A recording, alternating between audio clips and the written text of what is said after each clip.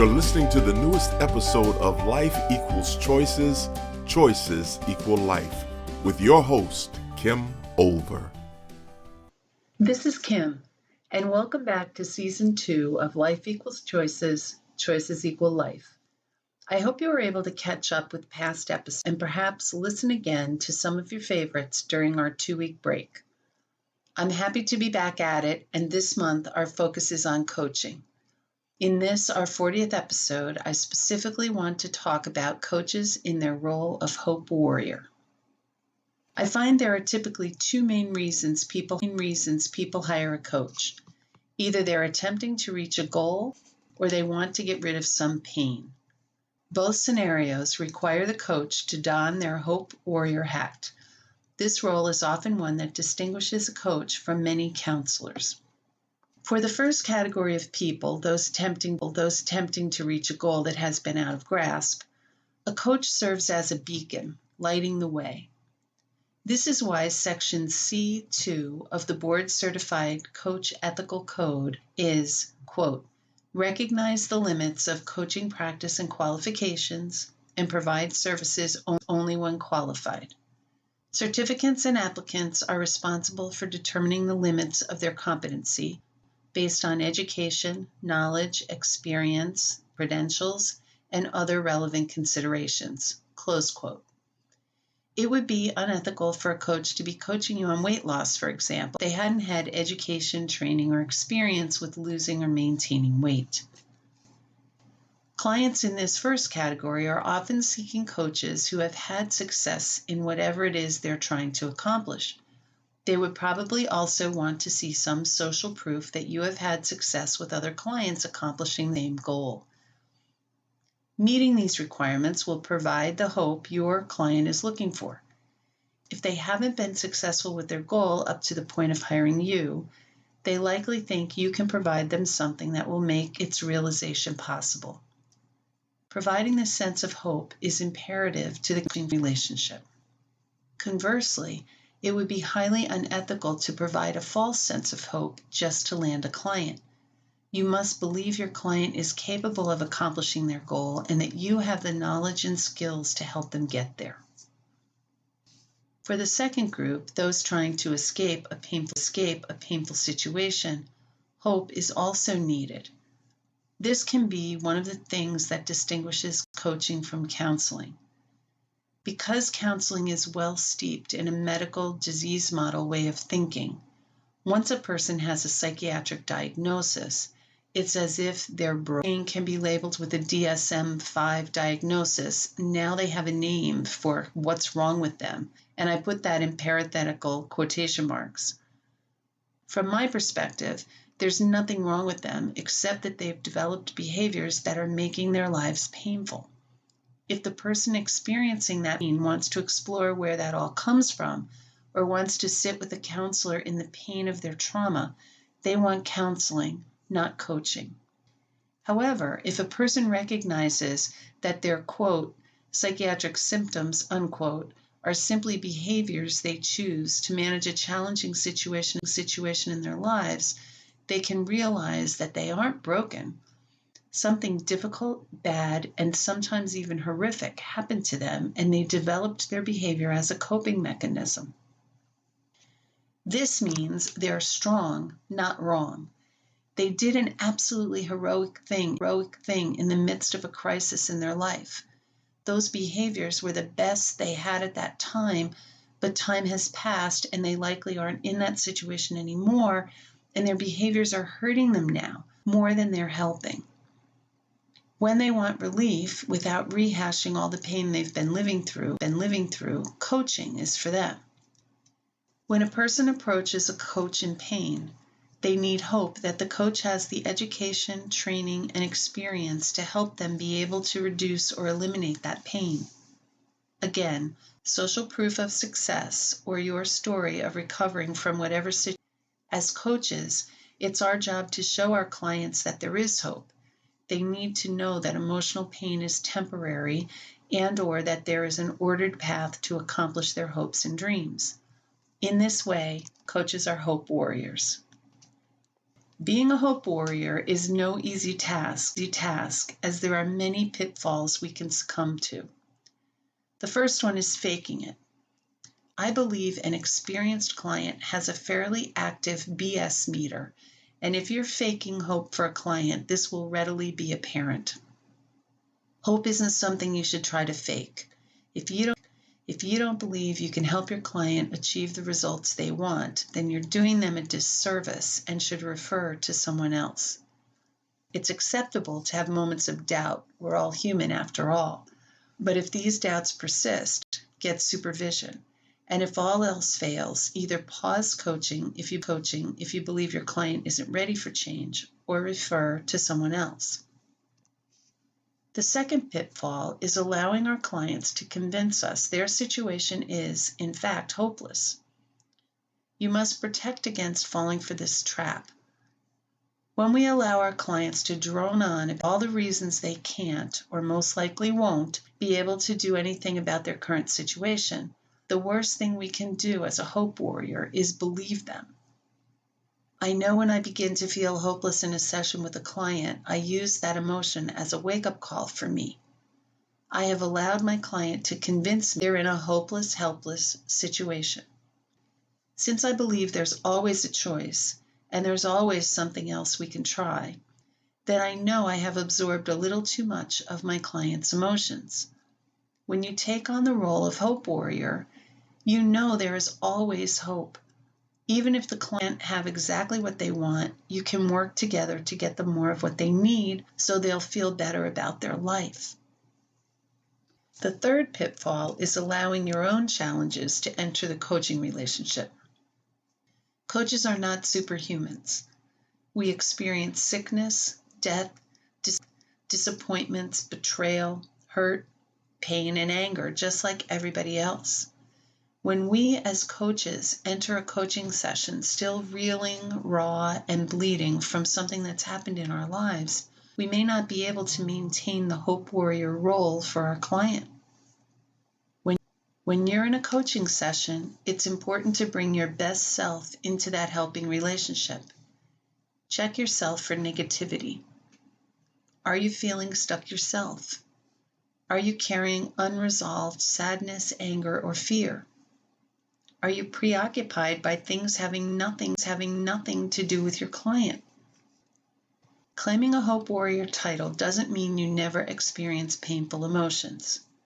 However, if you're a mental freedom coach, you won't stay in those painful emotions long because you know what you need to do to transform that pain into something neutral or even pleasant. This is the very skill you want to help your clients develop. When you find yourself less than your best, there are 4 choices available to you. You can continue with your session letting your pain seep in. You can continue the session with great discipline to remain present with your client without allowing your thoughts to drift to your own personal challenge. You can postpone sessions until you do the work to transform your pain, or you can get that work done before entering your session. In being a hope warrior and an ethical coach, you wouldn't choose the first option, but the other 3 would be a responsible, ethical choice. Modeling the things you're teaching your clients is another way to demonstrate hope.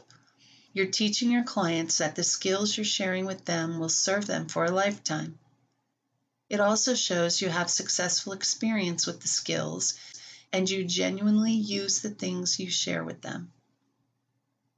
You are teaching your client that the skills you're sharing with them will serve them for a lifetime. It also shows you have successful experience with the skills and you genuinely use the things you share with them. This does not mean you never empathize with your client when they're in pain. Clients won't care about any of the skills you want to share with them until you've established a need-satisfying relationship. Part of doing that includes listening attentively to your client's story. In order for them to help you know and understand them, they're probably going to want to tell you how they got where they are. They want you to know about their story, and it would be disrespectful and irresponsible for you not to oblige them, at least once. You don't have to listen to the same story multiple times, though, about them. But once you know, it can be re-traumatizing to allow them to repeat it over and over. Leave that work for counseling. As a coach, you are quickly trying to focus your client's attention on the areas where they have power and control. This is where their hope lies. Staying focused on the painful stuff and the corresponding worry that it could happen again or that it has permanently marred them in some way does the opposite of instilling hope. This sets your client up for the hopeless, helpless, and worthless triad, something that sucks the life out of otherwise positive individuals. Your client will be encouraged to know you've been where they are, and they will clearly see that you built a life after the challenges. Don't be afraid to share an abbreviated version of your story. Your client doesn't need your details. Just give them the brief version so they can see you tell your story without all the emotionality and pain. You've worked through it and come out on the other side. This will provide the hope they need.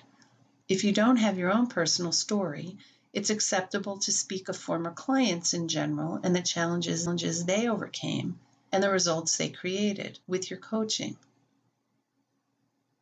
It's acceptable to speak of former clients in general and the challenges they overcame and the results they created with your coaching. This is another way to provide hope. Sometimes clients are feeling hopeless and disempowered because they're upset about someone else's choices. They may even talk with you about coaching someone else so they can end the other person's misery. I have a client right now who's talking to me about hiring me to coach her husband. Twice I've had daughters attempt to hire me to had parents try to hire me to coach their children.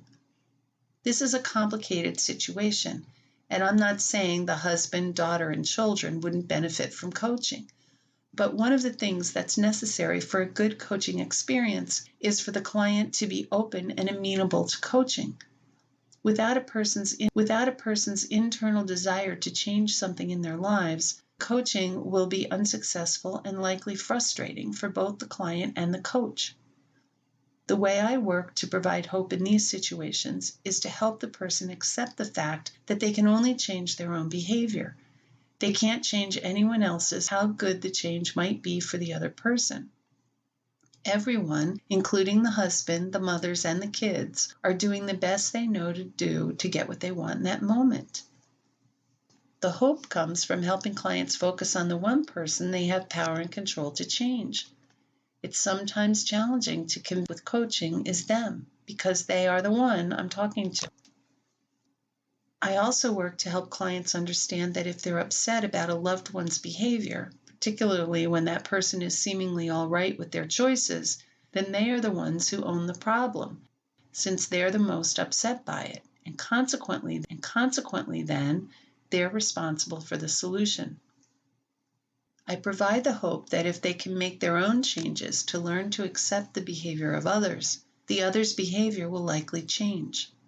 I can't predict in what direction, but relationships are always part of a systemic machine. When you alter one aspect of how that machine works, other parts of the machine need to adapt to those changes. When a client is putting their mind, heart, body, and soul into changing someone else to no avail, helplessness and hopelessness is often the result. Some may even double down on their efforts to change the other person, causing even deeper helplessness and hopelessness.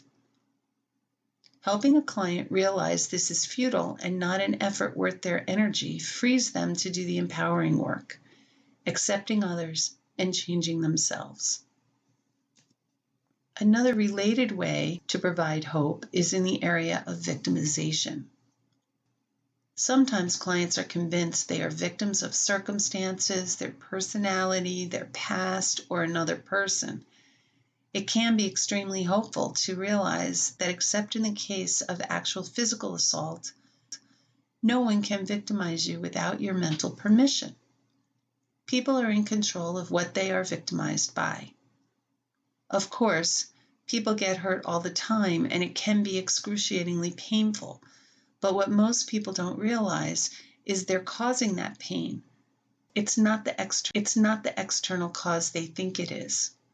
When people say hurtful things, there are things you can do to mitigate the effects of those things. This is incredibly hopeful to understand and even more powerful when implemented. Sometimes as a coach, you need to believe in your client's ability to be successful until they have the experiences they need to experience success on their own. The last thing I want to mention regarding hope is to assess your client and respond accordingly. Some clients are capable of taking giant leaps in the direction they want to go. Others need to use the baby step method, and some are in between these two extremes. Evaluate where your client is on this continuum and proceed at the proper pace for your client. It's important to have a strategy that will be a stretch for your client, but not so easy it's a no-brainer. Creating a moderate amount of anxiety is most helpful when change is involved. When a person's goals don't scare them a little bit, they probably aren't worth pursuing. The plan should arouse some anxiety, but not so much the client is too scared to start, while at the same time it shouldn't be so easy the client wonders why bother. Your job is to create hope that the plan will work with consistent action and that you're there to help the client adjust whatever needs to be adjusted to continue moving in the direction of the goal or away from the pain. Clients can lean on your hope until they develop their own through a series of successful efforts, bringing them closer to the goal they're trying to reach. In summary, there are 8 ways you can become a hope warrior for your clients. 1. The first way is to simply be competent in your area of coaching. Have education, experiences, and success in the things your client is working to change. 2. Be authentically confident in your ability to help your client or refer them. Never pretend to be something you're not. 3. Don't allow yourself to get stuck in your client's hopelessness. You must remain steadfastly hopeful even when your client can't find any of their own. 4. Do not allow your personal challenges to intrude into the coaching session. Prior to working with a client, always check in with yourself for your ability to be objective and completely focused on your client and their issues. 5. Be a transparent role model of the skills you're honing with your clients. 6. Help them gain hope by focusing their time, energy, and attention on things they have the power to change, instead of spending their precious resources trying to control the uncontrollable. 7. Teach hope in overcoming the hopelessness of victimization. They may have been victimized, but they do not have to absorb the victim role. 8.